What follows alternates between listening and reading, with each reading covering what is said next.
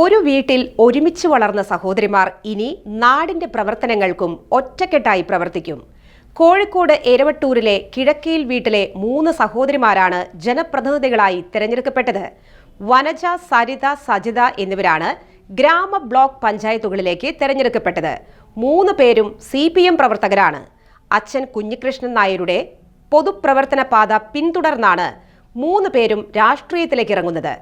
വനജ പേരാമ്പ്ര പഞ്ചായത്ത് 17-ാം വാർഡിൽ നിന്ന് 146 വോട്ടിന്റെ ഭൂരിപക്ഷത്തിലാണ് ജയിച്ചത്. സരിത മുരളി കുന്നുമ്മൽ ബ്ലോക്ക് പഞ്ചായത്ത് കൈവേലി ഡിവിഷനിൽ നിന്ന് 2000-ഓളം വോട്ടിന്റെ ഭൂരിപക്ഷത്തിൽ തിരഞ്ഞെടുക്കപ്പെട്ടു. സജിത കുയ്യലത്ത് മണിയൂർ പഞ്ചായത്ത് 6-ാം വാർഡിൽ നിന്ന് 35 വോട്ടിന്റെ ഭൂരിപക്ഷത്തിലുമാണ് വിജയിച്ചത്. വനജയും സജിതയും ആദ്യമായാണ് തെരഞ്ഞെടുപ്പ് രംഗത്തെത്തുന്നത്. സരിത 2020 മുതൽ കായക്കൊടി പഞ്ചായത്ത് 9-ാം വാർഡ് അംഗവും ക്ഷേമകാര്യ സ്ഥിരം സമിതി ചെയർപേഴ്സണുമാണ്. മൂവരും രാഷ്ട്രീയ സാമൂഹ്യ സാംസ്കാരിക രംഗത്ത് സജീവ സാന്നിധ്യമാണ്. CPIM എരവട്ടൂർ സൗത്ത് ബ്രാഞ്ച് അംഗവും പേരാമ്പ്ര റീജിയണൽ കോഓപ്പറേറ്റീവ് ബാങ്ക് ഡയറക്ടറും ജനാധിപത്യ മഹിളാ അസോസിയേഷൻ പേരാമ്പ്ര വെസ്റ്റ് മേഖല കമ്മിറ്റി അംഗവുമാണ് വനജ.